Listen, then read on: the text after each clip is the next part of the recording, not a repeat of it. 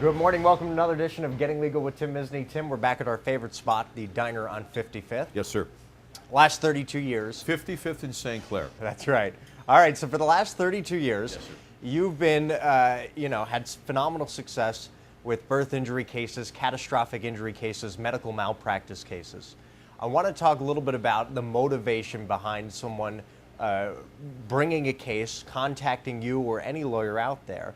What is the motivation behind that? Jason, over 3 decades, I've represented families who have been victimized by medical malpractice, catastrophic injury, birth injury cases, okay? Virtually in every single case, the motivation is twofold: to find out what happened and make sure that the tragedy that befell that family will never, ever happen again. In terms of finding out what happened, I guess someone goes through a catastrophe, a catastrophic situation, and it may not be clear. There's probably a lot of questions out there, and they're asking a lot of people for answers, and they're not getting any. What kind of answers would they get when they call you? Well, the first answer is we handle everything.